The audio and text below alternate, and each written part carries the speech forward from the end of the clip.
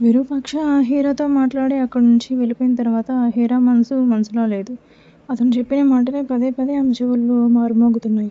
అంతకుముందు రుద్ర తనకు ఫోన్ చేశాడన్న విషయమే ఆమె పూర్తిగా మర్చిపోయింది. ఇప్పుడు ఆమె ఆలోచనలన్నీ రేపు జరగబోయే సంఘటన చుట్టూనే తిరుగుతున్నాయి. ఏం చేయాలి ఏం చేయాలి అని హీరా తనలో తానే ఆలోచిస్తూ ఉంటుంది. రేపు నేను నిజంగానే ఎస్ చెబితే విరూపాక్ష నన్ను ఖచ్చితంగా పెళ్లి చేసుకోవడానికి ఒప్పుకుంటాడు. కానీ నేనేం చేయాలి? అసలేం అర్థం కావడం లేదు.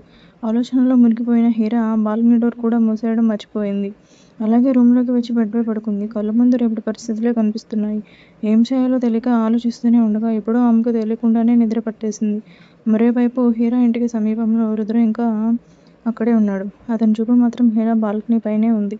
హీరా ఒక్కసారైనా బయటికి వచ్చి తనకు కనిపిస్తుందేమో అన్న ఆశతో ఎదురు చూస్తున్నాడు. కానీ ఎంతసేపు గడిచినా ఆమె బయటకు రాలేదు. దాంతో రుద్రలో టెన్షన్ మరింత పెరిగింది. హీరా ఎందుకు బయటకు రావడం లేదు? అసలు లోపల ఏం జరుగుతోంది అని అతని మనసులో ఎన్నో ప్రశ్నలు మొదలయ్యాయి. ఇంకా హీరా ఇంటికి ఎదురుగా అంతకుముందు పైన బెరడును ఓపెన్ చేసి లోపలికి మెట్లు ఎక్కి అక్కడ కూర్చున్నాడు. అతని దగ్గర సీక్రెట్ వాల్ కెమెరా ఉంది. చిన్నగా ఆ చేతిలో నుంచి తాడును హీరా బాల్కనీ రైలింగ్ కి కరెక్ట్ గా విసిరాడు.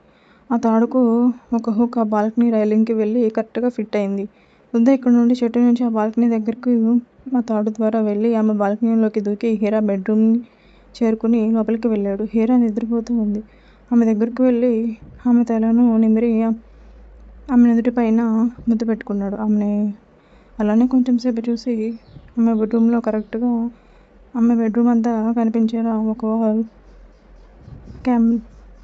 కెమెరా ఫిక్స్ చేశాడు. చిన్నది, ఒక బటనంత సైజులో ఉంటుంది. అలానే స్టెప్స్ దిగి కిందకి వెళ్ళి ఇద్దరూ వాళ్ళ రూమ్ లోకి వెళ్ళిపోయినట్టున్నారు. సో హాల్ అంతా ఖాళీగా ఉంది. ఆ హాల్లో కూడా ఒక సీక్రెట్ వాల్ కెమెరా ఫిక్స్ చేశాడు. ఎవరికి డౌట్ రాకుండా, కనిపించకుండా. ఇంకా అతను వచ్చిన పని అయిపోవడంతో మళ్ళీ హీరా రూమ్ కి వెళ్ళిపోయి కొంచెం సేపు ఆమె పక్కన పడుకుందామని మెల్లగా ఆమె పక్కన వాలాడు. అతను పడుకున్న వెంటనే హీరా అతడి స్పర్శను తెలిసినట్టుగా అతని చుట్టూ చేతులు బిగించి అతని గుండెల్లో ఒదిగిపోయింది. రుద్ర చిన్నగా నవ్వుకుని ఆమె చుట్టూ అతని చేతులు మరింతగా బిగించి అలానే అతుక్కుని పడుకున్నాడు. ఆమె ముఖం వైపు అలానే చూస్తూ ఉన్నాడు. ఫస్ట్ ఆమెని ఎలా అయితే చూశాడో ఆ అమ్మకమైన ఫేస్, ఆ అమాయకమైన నవ్వు, ఆ అమాయకమైన కళ్ళు సేమ్ ఇప్పటికీ ఆమె అలానే ఉంది అనుకుని చిన్నగా నవ్వుకుని ఆమె నుదుటిపైన పదే పదే ముద్దులు పెడుతూ ఉన్నాడు. ఆమె చేతులను తీసుకుని ఆమె చేతి వేళ్లను అతని పెదాల దగ్గరకు తీసుకొచ్చుకుని చిన్నగా ముద్దులు పెడుతూ ఆమె ముఖం పైన ముఖం నిండా ముద్దులు కురిపిస్తూ ఉన్నాడు. అతనికి తనివి తీరట్లేదు. వెంటనే ఇప్పుడే ఆమెను ఇక్కడి నుంచి తీసుకెళ్ళాలని అతనికి చాలా గట్టిగా అనిపించింది. కానీ తీసుకెళ్ళలేని పరిస్థితి. ఆమెను అలానే అతని గుండెల్లోకి అదుముకుని ఆమె చుట్టూ చేతులు బిగించి కళ్ళు మూసుకుని నిద్రలోకి జారుకున్నాడు. ఆమె కూడా అతన్ని అలానే చుట్టుకుని ప్రశాంతంగా నిద్రపోయింది. మార్నింగ్ రుద్ర మెల్లగా మెలకువ వస్తుంది. కళ్ళు తెరిచి పక్కకు చూడగానే హీరా అతని పక్కనే ప్రశాంతంగా నిద్రపోతూ కనిపిస్తుంది. ఆమెను చూస్తూ రుద్ర ముఖంలో తెలియకుండానే చిన్న చిరునవ్వు మెరిసింది.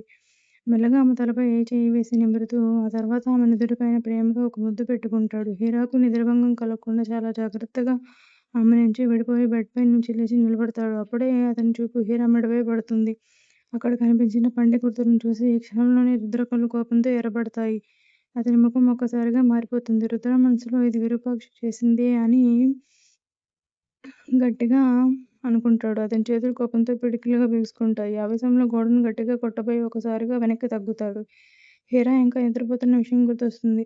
ఆ విరూపాక్షని ఇప్పుడే నరికేయాలన్నంత కోపం వస్తుంది. కబోర్డులో ఏదైనా ఆయింట్మెంట్ ఉంటుందేమో అని వెతికి ఏదో ఒక మాయిశ్చరైజర్ కనిపిస్తే దాన్ని తీసి ఆమె మెడపైన చిన్నగా రాశాడు. ఆ మాయిశ్చరైజర్ రాస్తుంటే అతని చేతులు వణుకుతున్నాయి. వీటన్నిటికీ కారణం అతనే అని అతనికి చాలా గిల్టీగా ఉంది. కానీ ఏం చేస్తాడు? ప్రేమించాడు.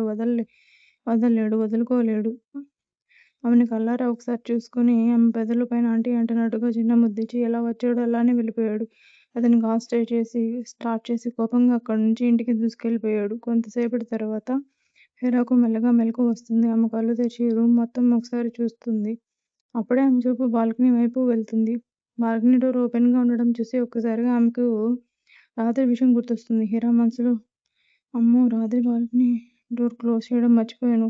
ఆమె గుండె ఒక్కసారిగా దడదడలాడింది. అమ్మో, ఆ రాక్షసుడు వచ్చి ఉంటే అని భయపడుతూ వెంటనే బాల్కనీ దగ్గరకు వెళ్ళి డోర్ మూసేసింది. ఆ తర్వాత అద్దం ముందు నిలబడుతుంది. ఆమె ముఖం చాలా వాడిపోయినట్టుగా కనిపిస్తుంది. కళ్ళ కింద నల్లటి వలయాలు స్పష్టంగా కనిపిస్తున్నాయి. తన ముఖాన్ని చూసుకుంటూ ఉండగా ఆమె చూపు ఒక్కసారిగా తన మెడపై పడుతుంది. అక్కడ చేయి వేసి తాకగానే ఏదో జిడ్డుగా అనిపిస్తుంది. హీరా ఆశ్చర్యంగా అద్దంలో తన మెడను చూస్తుంది. అక్కడ ఏదో మాయిశ్చరైజర్ లేదా ఆయింట్మెంట్ రాసినట్టుగా కనిపిస్తుంది. ఆమె అయోమయంగా తనను తాను చూసుకుంటుంది. హీరా మనసులో నేను అసలు ఏమీ రాసుకోలేదే, మరి ఇది ఎలా వచ్చింది? మళ్ళీ మెడను తాకి చూస్తుంది. ఆ తర్వాత అద్దంలోకి మరింతగా దగ్గరగా వెళ్ళి ఆ గుర్తులను పరిశీలిస్తుంది. ఆమె ముఖంలో అనుమానం మొదలవుతుంది. హీరా మనసులో రాత్రి నిజంగా ఏం జరిగింది? అద్దంలో తన మెడను చూస్తూ హీరా అలాగే ఆలోచనలో మునిగిపోతుంది. ఇక్కడ వందనకు మాత్రం రాత్రి నుంచి ఒకటే భయం పట్టుకుంది. హీరా అక్కకి ఏమైంది? ఇంటికి వెళ్ళిందా లేదా అనే ఆలోచన ఆమెను అస్సలు వదలడం లేదు. రాత్రి జరిగిన సంఘటనల నుంచి ఆలోచిస్తూ వందన చాలా టెన్షన్ పడుతుంది. ఒకసారి హీరా అక్క ఇంటికి వెళ్ళి చూసేస్తే బాగుంటుంది అని అనుకుంటుంది. వెంటనే లేచి రెడీ అయి తన స్కూటీ తీసుకుని తెల్లవారుజామునే హీరా ఇంటికి బయలుదేరుతుంది. కొద్దిసేపటికి హీరా ఇంటి దగ్గర చేరుకుని స్కూటీని బయట పార్క్ చేస్తుంది. తలుపు దగ్గరికి వెళ్ళి డోర్ బెల్ నొక్కుతుంది. కొద్దిసేపటికి హీరా అమ్మ జానకి గారు తలుపు తీస్తారు. వందనను చూడగానే వందన రా అమ్మ లోపలికి రా వందన, హాయ్ ఆంటీ అంటూ లోపలికి వస్తుంది. వందన సోఫాలో కూర్చుంటుంది. జానకి గారు ఆమెకి కాఫీ తీసుకొచ్చేస్తారు. వందన కాఫీ తీసుకుని తాగుతూ చుట్టూ చూస్తుంది. ఆ తర్వాత కొంచెం సందేహంగా, ఆంటీ హీరా అక్క ఎక్కడుంది? జానకి గారు చిన్నగా నవ్వుతూ, పైనే ఉందమ్మా, ఇంకా లేవలేదు. రాత్రి కొంచెం ఆలస్యంగా వచ్చింది, అందుకే ఇంకా నిద్రపోతుందేమో. అవునా ఆంటీ అంటూ కాఫీ పక్కన పెట్టొస్తుంది. నేను ఒకసారి వెళ్ళి చూసొస్తాను అని అంటుంది. సరే అమ్మా, వెళ్ళి చూడు అని చెప్పి ఆమె వంటగదిలోకి వెళ్ళిపోతుంది. వందన వెంటనే మెట్లు ఎక్కుతూ హీరా రూమ్ వైపు వెళ్తుంది. తలుపు దగ్గరకు చేరుకుని లోపలికి వెళ్ళి చూస్తుంది. అక్కడ హీరా కనిపించదు. అప్పుడే బాత్రూమ్ వైపు నుంచి షవర్లో నీళ్ళు పడుతున్న శబ్దం వినిపిస్తుంది. ఓహో, స్నానం చేస్తుందేమో అని అనుకుని బెడ్పై కూర్చుంటుంది. అక్కడే కూర్చుని హీరా రూమ్ మొత్తం గమనిస్తూ ఉంటుంది. మరోవైపు రుద్ర తన ఇంటికి చేరుకున్న వెంటనే ల్యాప్టాప్ ఓపెన్ చేస్తాడు. హీరా ఇంట్లో తాను ఏర్పాటు చేసిన సీసీ కెమెరాలన్నింటినీ ల్యాప్టాప్కి కనెక్ట్ చేసుకుని గమనిస్తూ ఉంటాడు. అతని చూపు స్క్రీన్ పైనే ఉంటుంది. రుద్ర మనసులో మాత్రం ఏం జరుగుతుందో తెలుసుకోవాలి అనే ఆరాటం. అప్పుడే ఒక కెమెరా స్క్రీన్లో వందన కనిపిస్తుంది. హీరా రూమ్లో వందన కూర్చొని ఉండడం చూసి రుద్ర ఒకసారిగా అప్రమత్తం అవుతాడు. కొద్దిసేపు ఆమెను గమనిస్తాడు. అందులోనే అతనికి నిన్నటి విషయం గుర్తొస్తుంది. నేను వందనే తనకు ఫోన్ చేసింది, అందుకే ఆమె నెంబర్ రుద్ర ఫోన్లో సేవ్ అయి ఉండకపోయినా కాల్ హిస్టరీలో ఉంది. రుద్ర వెంటనే ఆ నెంబర్ను గుర్తుపట్టి ఫోన్ తీసుకుంటాడు. కొద్దిసేపు ఆలోచించి రుద్ర వందనకు కాల్ చేస్తాడు. హీరా రూమ్లో కూర్చున్న వందన ఫోన్ ఒకసారిగా మోగుతుంది. ఆమె స్క్రీన్ వైపు చూస్తుంది. తెలియని నెంబర్. వందన కనుబొమ్మలు ముడుచుకుంటాయి.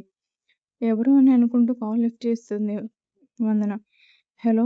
అవతల వైపు రుద్ర గొంతు వినిపిస్తుంది. వందన ఒకసారిగా షాక్ అవుతుంది. అటువైపు నుంచి రుద్ర కొంచెం గంభీరంగా, హలో వందన. వందన ఒకసారిగా ఉలిక్కి పడుతుంది. వెంటనే ఇతన్ని తను కంట్రోల్ చేసుకుని, హలో సార్, చెప్పండి సార్ అని అంటుంది. నువ్వు ఒకసారి పక్కకు రా, ఎవరికి వినిపించకుండా కొంచెం మాట్లాడాలి. వందన వెంటనే లేచి చుట్టూ చూస్తుంది.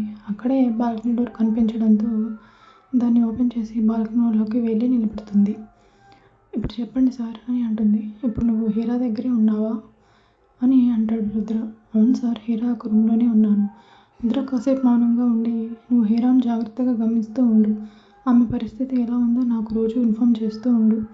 వందనకు వెంటనే అనుమానం వస్తుంది. సార్ ఏమైంది? హీరా అక్కకు ఏమైనా సమస్య ఉందా? రుద్ర ఒకసారి లోతుగా శ్వాస తీసుకుంటాడు. వందన, హీరో నేను దాదాపు 1 సంవత్సరం నుంచి ఒకరినొకరు ప్రేమించుకుంటున్నాం. మా ఇద్దరికి ఒకరంటే ఒకరికి చాలా ఇష్టం. వందన శ్రద్ధగా వింటుంది. నీకు విరూపాక్ష తెలుసు కదా? తెలుసు సార్, నేను పనిచేస్తున్న కంపెనీ ఆయనే ఎండి. అవును, అతను ఏం చెప్పాడో ఏం చేశాడో నాకు పూర్తిగా తెలీదు. కానీ హీరా వాళ్ళ అమ్మ నాన్నలు హైదరాబాద్ నుంచి రాత్రికి రాత్రే వైజాగ్కి షిఫ్ట్ అయ్యారు. దాంతో హీరా చాలా ప్రాబ్లమ్స్ ఫేస్ చేస్తుంది. నేను వాళ్ళ తండ్రులతో మాట్లాడినా వాళ్ళకు నా మీద ఇప్పటికే ఒక బ్యాడ్ ఇంప్రెషన్ ఉంది. నేను హీరాని పెళ్లి చేసుకోవడానికి ఈ నాటకాలన్నీ ఆడుతున్నానని వాళ్ళు అనుకుంటారు. రుద్ర గొంతులో బాధ స్పష్టంగా వినిపిస్తుంది. అందుకే నువ్వు హీరా దగ్గర నుంచి ఏదైనా ఇన్ఫర్మేషన్ తెలుసుకునే ప్రయత్నం చేయి. ఆమె దేని గురించి బాధపడుతుంది? ఎవరైనా ఆమెను బెదిరిస్తున్నారా, భయపెడుతున్నారా? అసలు ఏం జరుగుతుంది? ఇవన్నీ తెలుసుకోవడానికి ప్రయత్నించు. ప్రతిరోజు ఆమెని కలుస్తూ ఉండు. నీకు ఏ చిన్న ఇన్ఫర్మేషన్ దొరికినా వెంటనే నాకు కాల్ చేసి చెప్పు, ఓకేనా అని అంటాడు రుద్ర. వందన వెంటనే డెఫినెట్లీ సార్, కానీ విరూపాక్ష మంచివాడు కాదని నాకు ఎప్పుడో తెలుసు సార్. రుద్ర ఒక్కసారిగా ఆశ్చర్యపోతాడు. అంటే అని అంటాడు అనుమానంగా. వందన గొంతు ఒకసారిగా బరువెక్కుతుంది. వందన వెంటనే సార్ ఒకసారి నా ఫ్రెండ్ని కలవడానికి వాళ్ళ ఇంటికి వెళ్ళాను. అప్పుడు నాకు వాష్రూమ్కి వెళ్ళాల్సి వచ్చింది. నేను లోపల ఉన్నప్పుడు ఎవరో నా ఫ్రెండ్ రూమ్లోకి వచ్చినట్టు శబ్దం వినిపించింది. బయటికి రావాలని అనుకున్నా.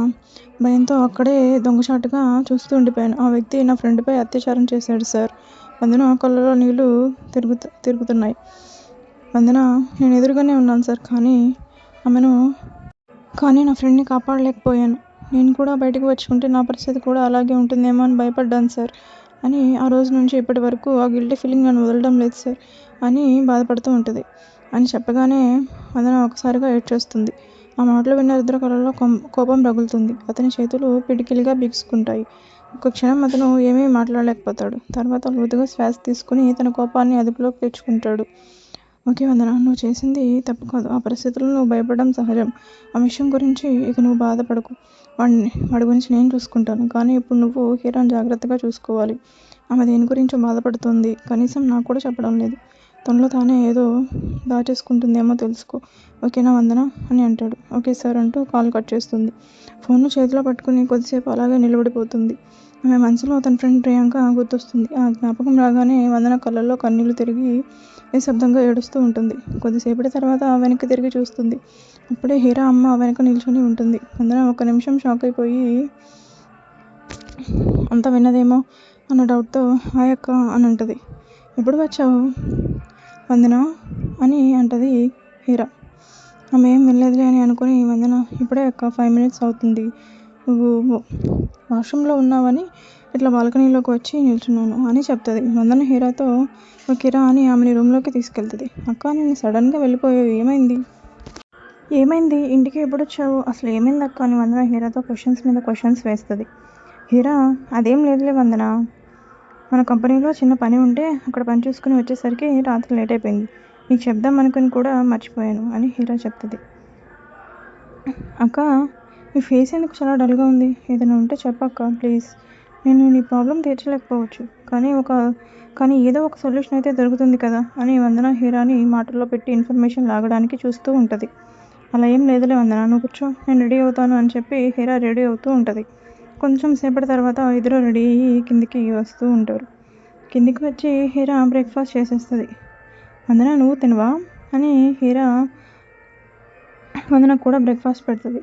ఇద్దరు తినేసి జానకి గారికి బాయ్ చెప్పేసి ఇద్దరు స్కూటీ ఎక్కుతారు. అప్పుడే వారి ఇంటి ముందు ఒక పెద్ద కాస్ట్లీ బ్లాక్ కార్ వచ్చి ఆగుతుంది. కారు ఆగిన శబ్దం వినగానే హీరా అడుగులు ఒక్కసారిగా ఆగిపోతాయి. ఆమె గుండెల్లో తెలియని భయం మొదలవుతుంది. ఆమె చూపు మెల్లగా ఆ కారు వైపు వెళ్తుంది. వందన హీరా ముఖం వైపు చూస్తుంది. హీరా ముఖం ఒక్కసారిగా పాలిపోయింది. కార్ డోర్ మెల్లగా తెరుచుకుంటుంది.